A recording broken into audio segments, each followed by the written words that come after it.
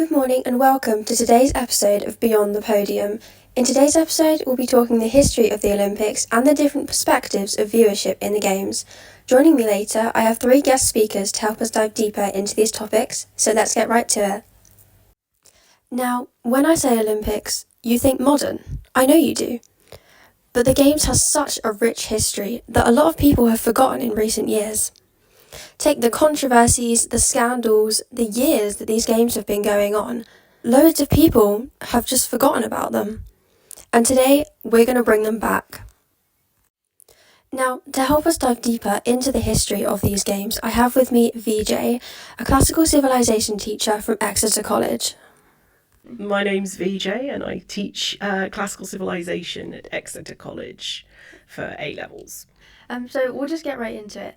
So you've obviously, even if you haven't taught the specific subject for a while, you obviously got a lot of prior knowledge on classical subjects. So Hopefully. So what were, just in simple terms, the original Olympic Games, specifically the ancient Greece ones, and why were they created? Well, the original Greek Olympics have lots of connections to religion and mythology. So Hercules, who's obviously famous for television and film, was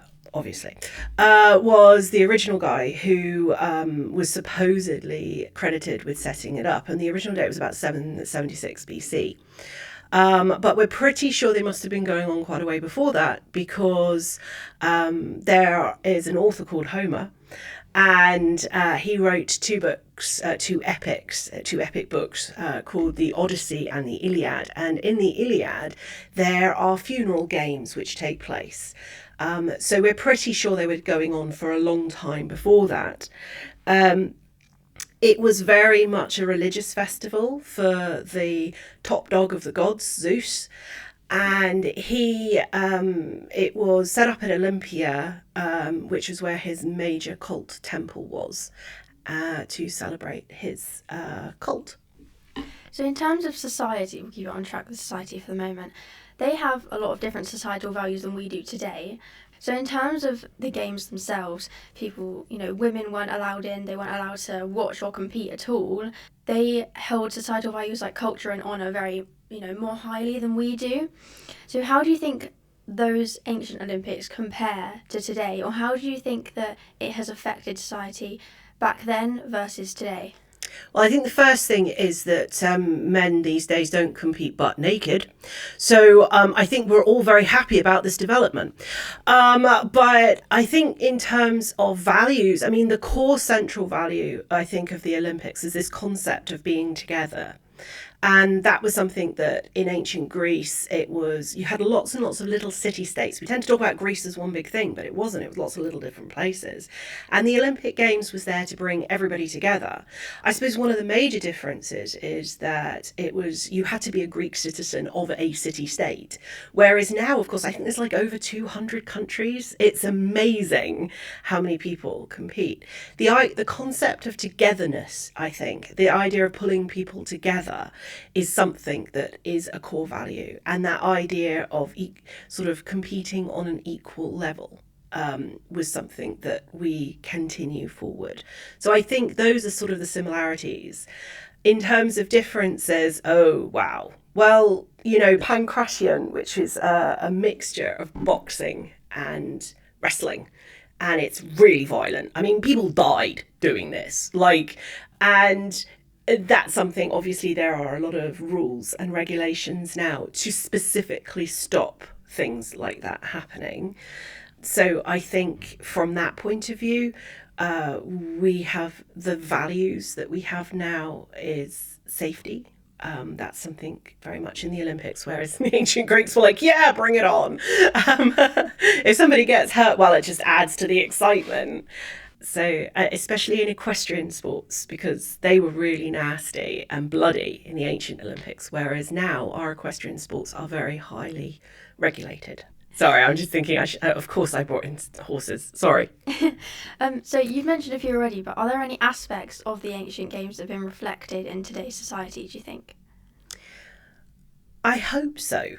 I hope that the idea of peace is something that is reflected, and that hasn't always been so in modern games.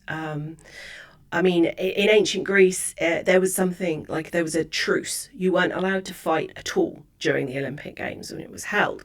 And if you broke that, you had to pay fines, which then went to put up statues to Zeus called Zanes. So you were really, really careful, like, not to do things like, I mean, I think Sparta did it in like 420 and got really in trouble for it. But now the concept of violence and international violence is something that I think is very much on the Olympic agenda. I mean, there have been hiccups.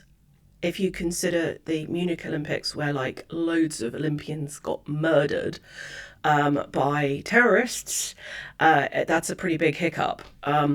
Thankfully, that kind of thing hasn't happened so much. But then there are questions like Russia, when Russia invaded Ukraine a couple of years ago, and whether they should be allowed to compete at the Olympics. Those kind of questions are really something that's come up a lot. We had that in 1980. The US, I don't think, would go to Russia, and I think it was returned in 84. The Russians wouldn't come to America to compete. So those kinds of questions are still very, very much within the centre of the modern Olympics, I think. In terms of the historical games, there's been a lot of controversy and violence a lot in the past. So are there any like notable controversies or scandals from specifically the ancient games that you think are really notable to tell people in today's society? I think one, when I was looking through some of the things, some of the controversies, there's a guy called Pausanias, and Pausanias gives us some of the best detail. And actually, the ancient Olympics had an awful lot of political problems, and a lot of the things that we see are sort of as a result of political problems. And there's this one guy called Sotades of Crete. And in the 3rd century BC, he wins the long distance running, which is an amazing thing. But then he defects from Crete because he gets bribed by the Egyptians and then goes, oh, well, I'm actually competing for Egypt. And it kind of increased the prestige of Egypt. Now, this is a question that comes up sometimes, I think, with athletes in the modern world as well, where, what is their nationality and where are they training? So that's something that's quite notable. I think there's other things where a guy called Eupolos, he bribes a load of people so he can win. And I think that kind of gives you an indication of how prestigious it was to win anything. The fact that people would go to stupid lengths to be able to do it. I think that's something the modern Olympics frowns on rather a lot. But there was also people like dying in the boxing arena and everything that you could possibly think of. There was one story that I read about a woman sneaking in to compete as well, which was terrible. How dare you? So there were lots of controversies. I think that they are slightly different in that they are much more small scale. When we have controversies now in the modern Olympics, it's huge because it's so international. Do you think that's something, I'm getting off top here, sorry, but do you think that's something that's actually came across like throughout history from the games? People have been playing games for centuries, different, not even the Olympics, just anything. Do you think that that's something that's gone across, and do you think things like cheating obviously are very, frowned upon? Do you think that it's really gone throughout history and that's something, a notable controversy perhaps, that's kept them popular? Well, people cheating. Oh, yes. People love bad boys. People love stories of naughtiness. So I think that's probably true. I also think that might be reflected in the fact that there's a guy called Theodosius I, and in 396 he actually stops the Olympic Games because he says that they're not in accordance with Christian values. Now, you could say, okay, well, there was a religious thing with that, but maybe we could also look to the societal aspect of it and say, well, maybe he felt that the games were no longer appropriate for a Christian populace. And they don't come up again until the end of the 19th century when they're resurrected off the back of German excavations of Olympia. So, yeah, I think that's definitely something that is true. Yeah. Do you think there are some other reasons why the Olympic Games have survived so long throughout history? Ideology, I think. I mean, there's, like I said, there's kind of a huge break. And when they're resurrected again, it's because there's a resurrection in archaeology, really led by the Germans, and it's resurrected again in 1896, and that is really the lead up where we start to see the Europe sort of taking sides and sorting itself out really for World War One. So I think when it's resurrected, I think maybe there's a recognition that World War One is coming, and that the people who resurrect it kind of think that this may well be a way of having international cooperation. That's certainly what the ancient Greeks saw it as. It's interesting because if you look at the history past the ancient games, they were, banned for a very long time, and then they came back, and somehow they've managed to survive up until now. And it just poses a lot of questions for the future. What do you think that the future of the Olympics might look like? Do you think there's any possibility that it could be banned again or something like that? I don't think it will ever be banned, because I think, simply put, this is so pessimistic of me, there's an awful lot of monetary investment into the Olympic Games, and it still holds a high level of prestige. So we see, like, for instance, in 2016, the Rio Games, we saw a lot of questions about the amount of money that people were putting into putting those games on. So I don't think it'll ever be banned because it carries that level of prestige. People are willing to, in some ways, do some pretty questionable things to impoverish their own people in order to put them on. However, I do think that if you look through the history, there are times where certain groups are banned.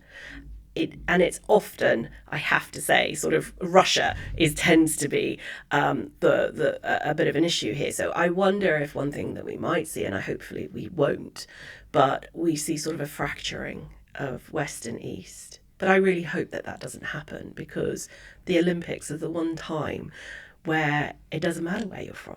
There's been a lot of examples of this throughout history. If you take, say, the 1936 Berlin Olympics, and they were very much used as propaganda. Mm-hmm. And, it was very obvious, but I think people from that time, they just wouldn't see it.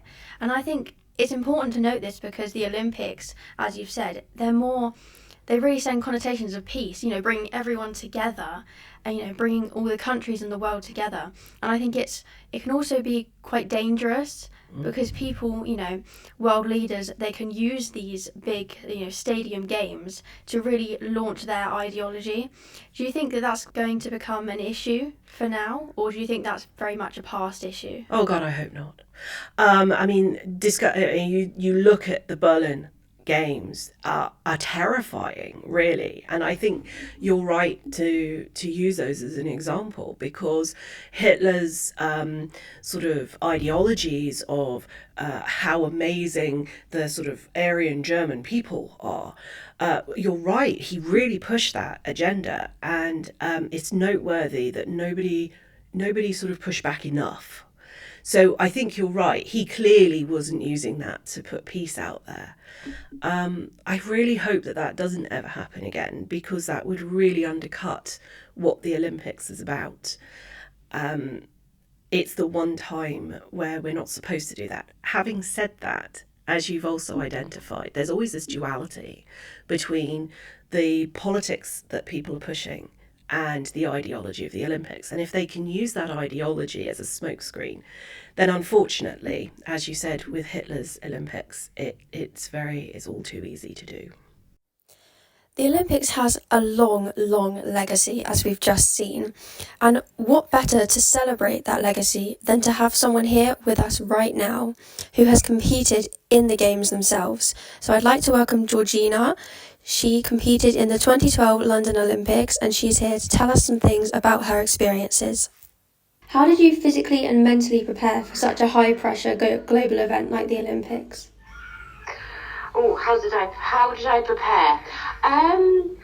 Tried to keep things as normal as possible, and actually not avoid, but trying to distract my mind from the grandeur that it is.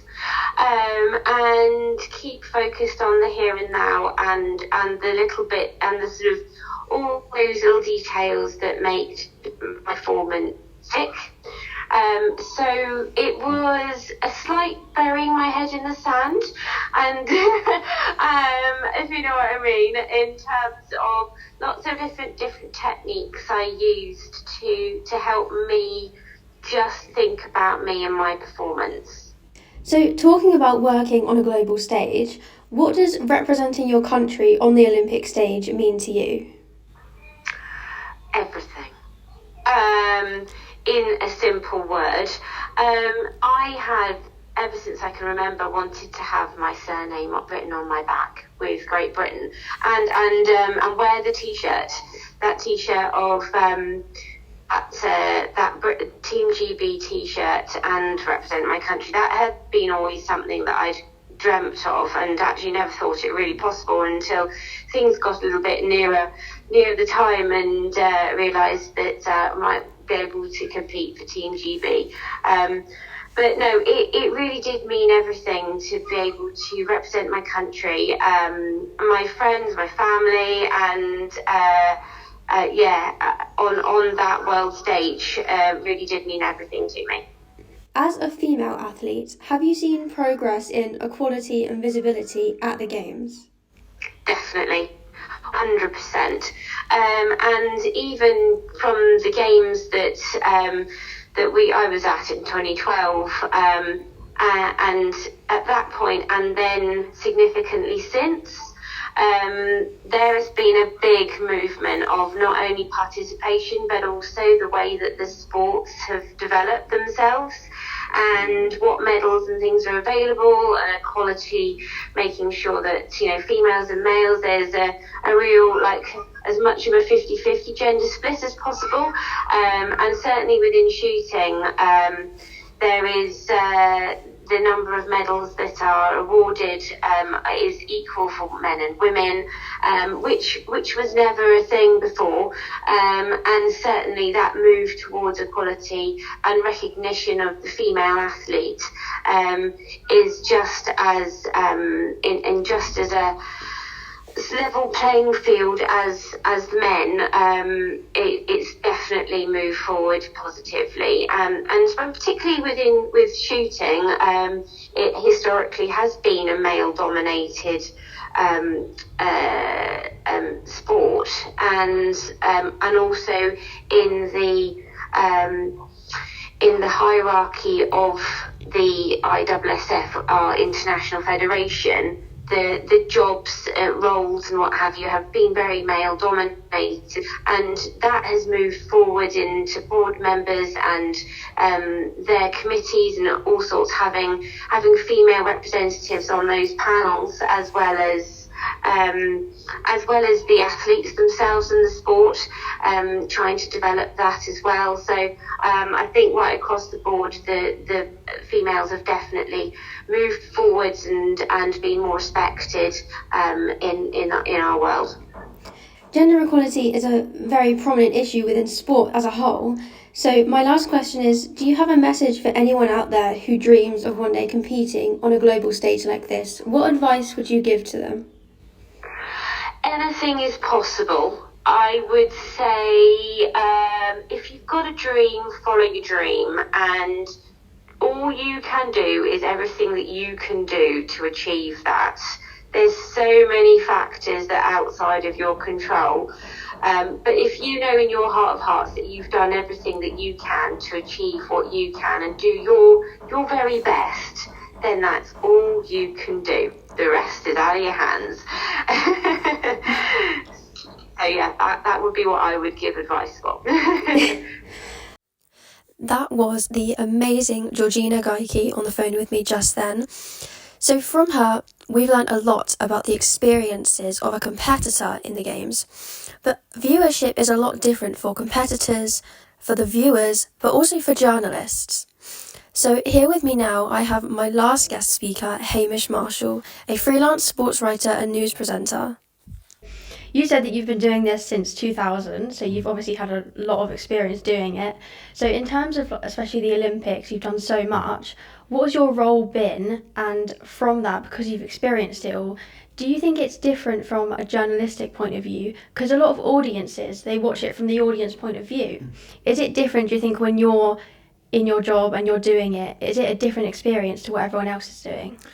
Probably it's a different experience because at the end of the day, you're still doing a job, and it's involving watching sporting events, but it's not maybe enjoying it in the same way as a spectator will, because you're thinking about things like, what's my deadline to get this piece done?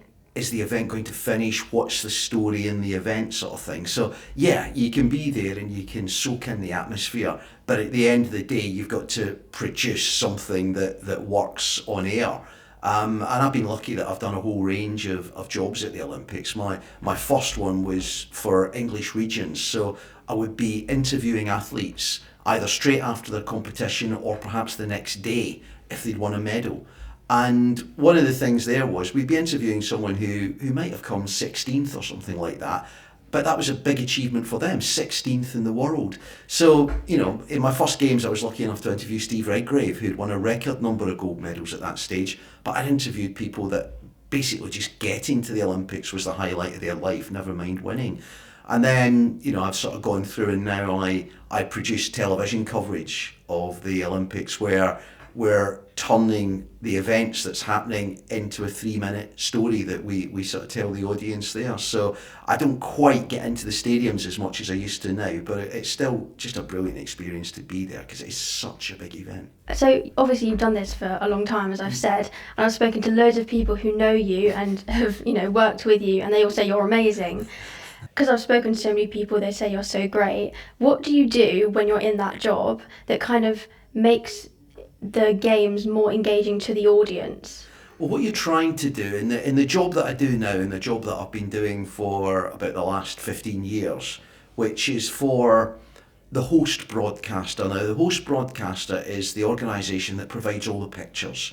If you watch the Olympics in America, or if you watch the Olympics in Britain, the pictures of the actual event themselves will be the same, because you couldn't have 50 different TV companies putting a camera to cover the men's 100 metres. You just physically couldn't do that. So the organisation I work for provides all the pictures.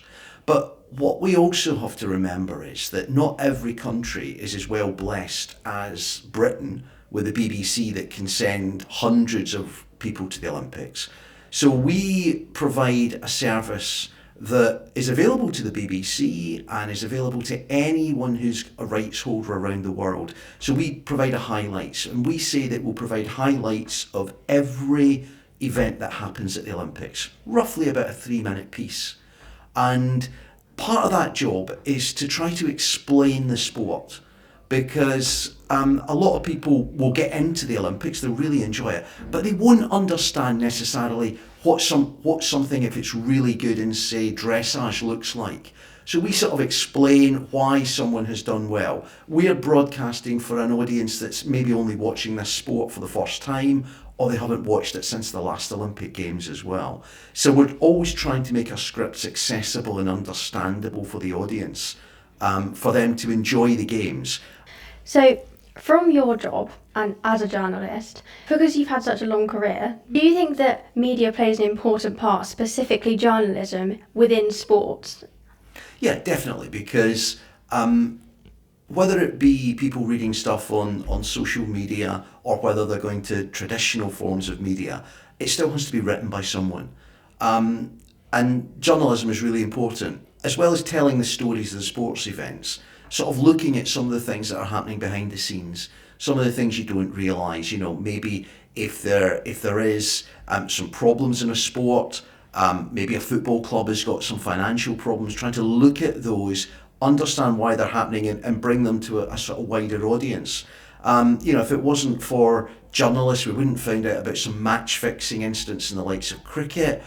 You wouldn't find about some problems that there are in football.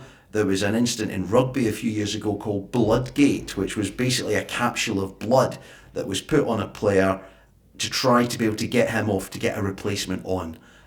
So we uncover some of the things in sport that are happening, but also we help tell the story, because our job is to, if we're reporting on an event, to try to explain the most important parts of it and also to make the people who are reading our pieces or viewing our pieces sort of get into it and understand it and see how important something is. And that's what we train people to do, is to look for the most important things and to tell the story. And in the Olympics, you can have great stories, because maybe not so much as there used to be in the past, but you can still get people in some sports who are part-time at that sport. They might be a farmer, they might be something else, and then suddenly they're on the world stage and they've won a medal. And you've got that great story of someone who could be out milking cows 5 days ago and now he's standing on the podium at the Olympics. That does still happen. The stories about someone who's overcome great adversity to actually get themselves to the Olympic Games, not necessarily even to win, but just to get there. So the art of the journalist is to find a story, something that interests people, and to help tell that story well. Yeah. Within the stories, like you said, the aim of journalism is to convey those stories to a wider audience, and sports reporting has gone on for centuries. Have you noticed a change in media specifically over your career? Have you noticed a change in how it's reported and what the journalists kind of do to get it over to the audience? Yeah, there's big differences. If you think of a standard football match, in the old days, you would have much more of a blow-by-blow account of the report in the newspapers, because people hadn't seen the game. In the old days, going back 30 years ago, there was maybe only about 6 or 7 matches were shown live on TV each year, whereas now, 3/4 of Premier League games are shown live now. So a lot of the time people have actually seen what's happened. So they don't need the depth of reporting in that, but what the reporting will look at is the reaction, what the manager says, what the captain says, what the winning goal scorer says, and a bit more analysis of what's happened in there as well. So that's a way that has changed as well. There's a lot more comment than there used to be as well. That's driven a lot by what's happened in social media.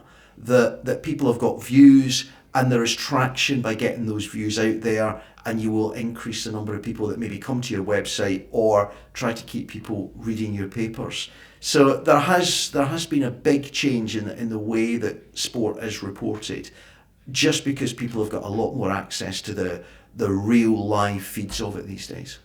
Do you think that social media as a platform, do you think it's affected journalism negatively? I think in some ways it can, because I think a lot of the audience don't necessarily appreciate where the people who are writing on social media are. I speak to a lot of youngsters and they say that they get their news from Apple News.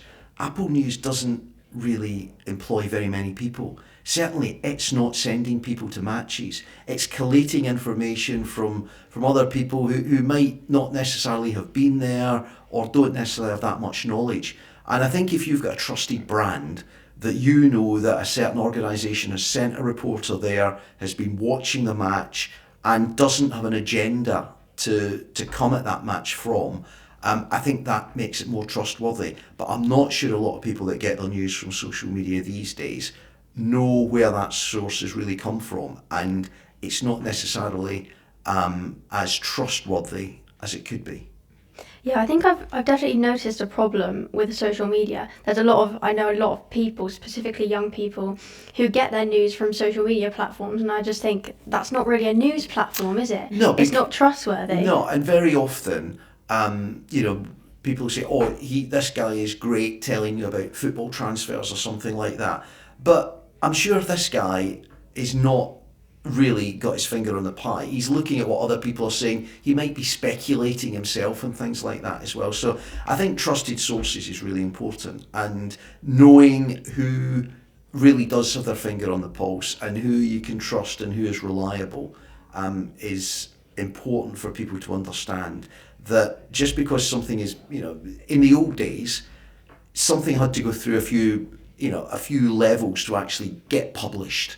But now everybody can be a publisher, which in some ways is great, but the problem is there's such a volume of it, you've actually got to work out what is rubbish and what is actually genuine that could be true. Yeah, it's so opinion-based that sometimes when I'm looking on my phone, I think, how do I know that that's true? And I have to do deeper research. And I think it's because I'm a journalism student, I've been taught to do that. So I'm just programmed to do it. But I know so many people that have told me things, and I think, do you really know that though? Yeah. And it's interesting because if you look at the way the story is covered in the old-fashioned way by newspapers, because broadcasters have got tighter regulations in terms of bias. The Daily Mail will tell the same story in a different way from what the Times will or what the Daily Mirror will, and it's really useful to actually know the standpoints that those organisations are coming from, so that you can appreciate that they've got their own views on it, their own agenda on it, and you just need to read it with a little bit of that at the back of your mind.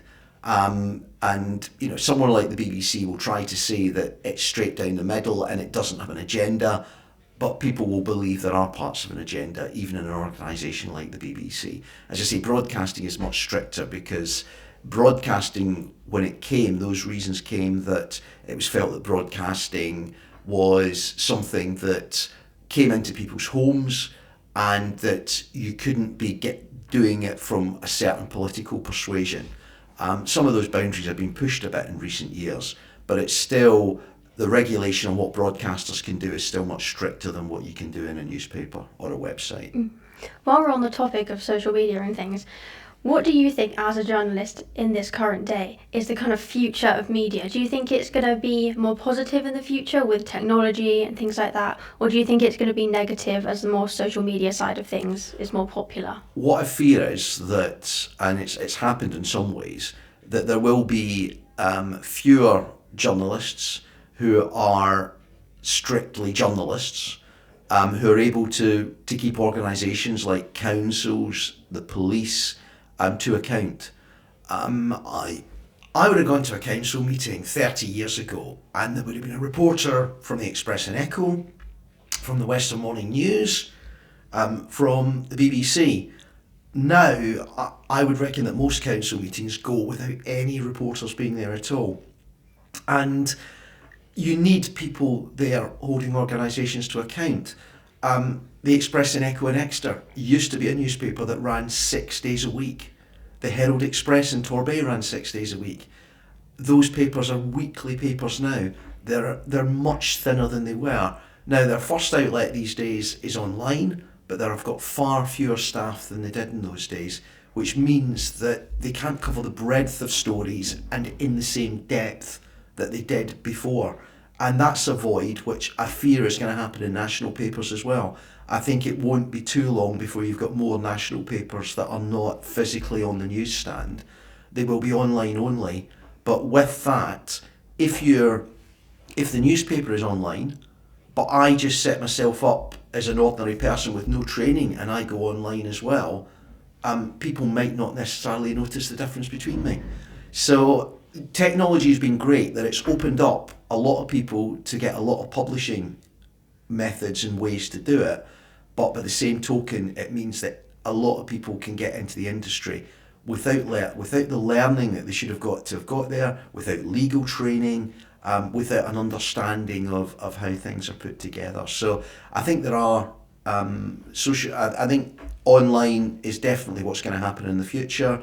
I don't think if you've got people under 25 that haven't bought a newspaper or don't read a newspaper now, I don't think they're going to start doing that in the future, to be brutally honest. And I think in the same way in broadcast, I'm not sure how many people under the age of 25 would say that they watch the 6 o'clock news or the news at 10 very much. They're getting their information on their phone, and sometimes it's coming from what I would call trusted sources, some of the times it's not. So from a journalism student point of view, I have noticed a lot of people, there's so many people in my class, there's a lot of people who are interested in journalism. And I think as a subject, you have to be really involved with it to be good at it, and you have to be really focused to actually get into the industry. But because of technological advancements and things like that, and social media especially, there's a real gap. And I think it's really difficult for young people especially to get into the industry because of things like social media. Yeah, I think it is. You know, if you go back, as I was saying, when someone like the Express and Echo might have been employing 50 journalists, they've probably got 20% of that number now. And so obviously the openings are not quite so there. There are other openings now, obviously social media, there are jobs in there, but monetizing it is very hard. You will get some podcasts, for example, which are making money, but you'll get most of them are actually being done by people as a hobby or being a loss leader, because there's a tough advertising world out there. Television channels like ITV and Sky are struggling in advertising terms, and it trickles down as you go through. And at the end of the day, you do need to be making some money to be able to stay in business, because you can't just do it for nothing. So it's a tough environment out there, and for people that want to get into journalism, yes, you can set up your own platforms, but how you turn that into a way to pay the bills is really hard. Do you have any advice, while we're on the topic, for young people trying to get into the industry, especially sports journalism? I've noticed there's a lot of people that want to get into it but just don't know how to. Do you have any advice for young people trying to get into the industry? Yeah, my advice would be, if you're interested in football, and a lot of people won't like this, but it's a fact of life that 80% of students of journalism are into football, and that's their number one sport. And we all have to start somewhere. One of the things that's changed is clubs have got their own social media channels these days. So find a small non-league club that's close to you and find out if there's any openings for you there. Have they got someone that does their social media? Get in and do that sort of thing. That's where you can make your mistakes, but you can also do a lot of learning there as well. And then once you've got that as a bit of something that you've done, you're able to take that and climb the steps. So get into your local club. Find a way, if there's somebody that needs something written up or some reporting done on their club or organisation, get in there. And it's really hard. You've got to speak to people. Don't rely on emails to make contact with people. Get a phone number, ring them up, go and see them, be persistent, because that's the way to get in. You've really got to show that you're committed to it. And it's the ones that are committed and take those steps, which are maybe they're running alongside their college or their university course. That real world experience will really help. And that's my tip, get yourself in with people. And also in journalism, we've got a great advantage. If you want to be a brain surgeon, you don't know how the best brain surgeons in the world do their job, because it happens behind closed doors. You don't know their end product. Whereas in journalism, you can see the end product of the people that you might aspire to. So watch a sporting event, watch a news event, and then read how it's been covered online or how it's been covered in the papers. See how the people that are really good and experienced at their job have done that, and work out how you can emulate that. And that's a real great advantage we've got in our business. The best people's work is there for it to be seen. And if you're a bit shy and you don't like people to read your work or to hear what you're saying, you're going to have to shake that off, because you're going to have to be aware that thousands of people in an ideal world will be seeing what you do. And there will be criticism of it, especially these days in social media. Don't get too up, but don't get too down. I think that is like the argument of social media, how it's affected the journalism industry. And there are loads of advantages, but there are so many disadvantages to that, and I don't think people can quite add up. Everything journalists do is published. That's our job. But there's also some other people who aren't journalists, and you'll see that and you might think, well, which is which? And I think that's a real struggle for some people. Good example at the moment is there's footballer Trent Alexander-Arnold, who's leaving Liverpool. He's been there for a long, long time. And online there is a real, if not hatred, but unhappiness from a lot of people that he's leaving Liverpool and going off to Real Madrid. I'm told that by the Liverpool fans who go to games, it's not their vitriol against him is not quite as bad as that. They appreciate what he's done, sad that he's going rather than angry that he's going. And as a reporter, if you see 1,000 comments online by people saying they're really unhappy about this, you might think that's the story. Whereas if you're actually at the games, you might find out it's not quite the story. So you've got real difficult decisions to make, because a lot of people, or a small number of people, can make a lot of noise online, and it's just trying to work out what's what. it's dangerous influence, isn't it? Because so many people are on social media, and it's really, you don't know what you're reading. Go back to the Southport instance from last summer. The way that suddenly stuff whipped up on social media, and before we knew it, there were riots and disturbances in a number of towns and cities across the country. It can happen really, really quickly via social media. I think that's a really important lesson for loads of people, especially young people, because even as journalism students, sometimes you don't really know what you're reading. You have to reference everything, and it's really difficult to really know. So we'll end on a positive note. From your career, do you have any really happy or personal moments that have really stuck with you from your career? I think there's probably a couple that I've got. I'll do one from the Olympics and one from closer to home. I happened to be broadcasting in one of the jobs that I did. I would be doing updates for local radio stations around the country, and it just so happened that I was at the swimming pool in Athens in 2004, and Michael Phelps was swimming, and it just so happened, I think it was Radio Oxford that came to me just while he was in his race, and I was able to call him breaking a world record live on Radio Oxford, which was a real great, it was just so wonderful that I was able to explain what he was doing, that I was in the pool, and that we've just seen a bit of history, and we had. So that was one. And I think the other great moment I'll remember is when the Exeter Chiefs won the Premiership for the first time. I was lucky enough to be there when they did that, and it was just absolutely fantastic. I had seen that rugby club when they were at the old county ground. It was a rundown ground, it was an amateur club, and the guy who was the director of rugby, Rob Baxter, Rob was someone who I had known because he'd been a player when I started out as a reporter. I interviewed him a lot as a reporter, and then, the best part of 30 years on, 25 years on, Rob was the director of rugby, the man that had helped transform this club into the best team in England.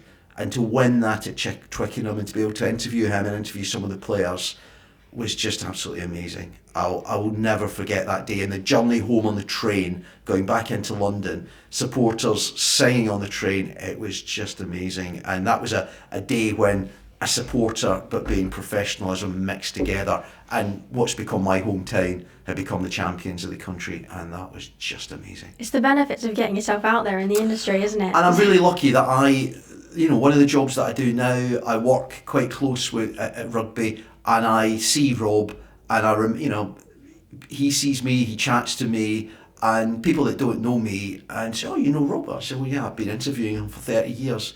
And it just shows that interviewing people and having a trusting relationship with them will build through for the rest of your career. So that's a good tip as well. If you make contacts, nurture those contacts, because they could be useful for you for the rest of your life. And that concludes today's episode of Beyond the Podium. Thank you for watching, and I hope you enjoyed. I'll see you in the next episode.